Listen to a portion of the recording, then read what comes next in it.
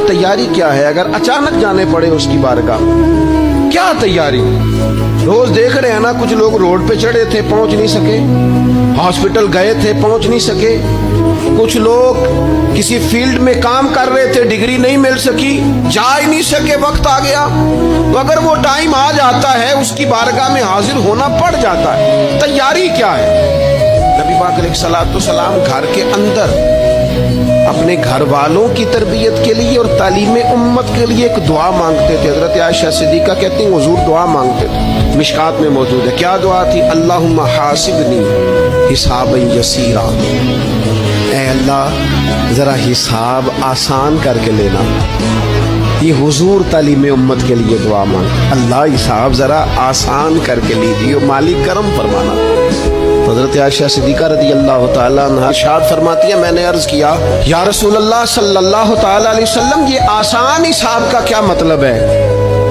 तो हुजूर फरमाने लगे, आयशा आसान हिसाब का मतलब ये है कि रब करीम बंदे के नामा या माल पर नजर डालेगा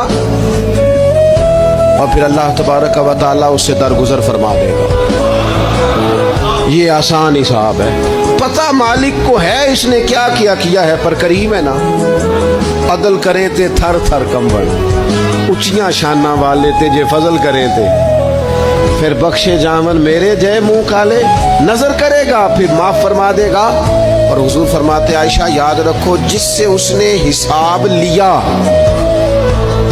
वो फिर बड़ी मुश्किल में आ जाएगा, उसके लिए मुश्किल हो। अल्लाहुम्मा हासिबनी हिसाबन यसीरा, ऐ अल्लाह तू हिसाब जरा आसान करके लेना, जरा आसान करके। इसलिए तालीम उम्मत के कि उम्मत के दिल में ख्याल पैदा हो कि हिसाब देना है, तूने हिसाब देना है, तूने अपने माल का हिसाब देना है, तूने अपने लफ्जों का हिसाब देना है, तूने मामलात का हिसाब देना है। तू जिस कुर्सी पे बैठा है, तू क्लर्क है या सदर है, तूने अपनी उस नशिस्त का हिसाब देना।